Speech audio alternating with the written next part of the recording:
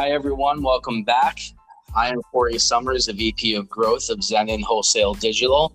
And today on the What is Programmatic podcast, joining us as always is Zenon's VP of Programmatic Operations, Chris Small. Chris, thanks for joining us again as we talk about the cost of an internal media buyer. Awesome. Thanks for having me, Corey.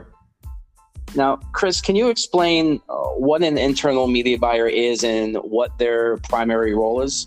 Look, there's a couple versions of this. What an internal media buyer is. So you may have an internal media buyer who deals with linear TV. You may have an internal media buyer that deals with radio. You may have another internal media buyer that deals with cable. A lot of this is going to depend on the size of your agency. And then there's also what we call media buyers or ad ops on the OTT CTV side that are actually traders on whatever exchange, whatever desk they're using to be able to make adjustments on it. Okay.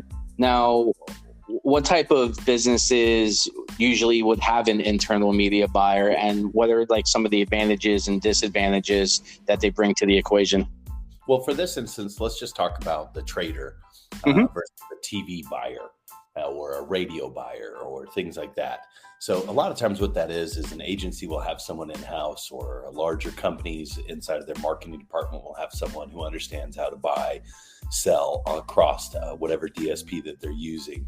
And they're able to go in and actually purchase, set up using different data bits, looking at campaigns, set up the structure of it, and really kind of control that for that group. And that's typically, it's going to be larger agencies and larger groups that are usually the ones that are doing that. So if you look at a local market, it's usually the agencies that are north of 20 employees that are doing a lot of their own trading in-house, and they're doing it through someone else's platform like ours.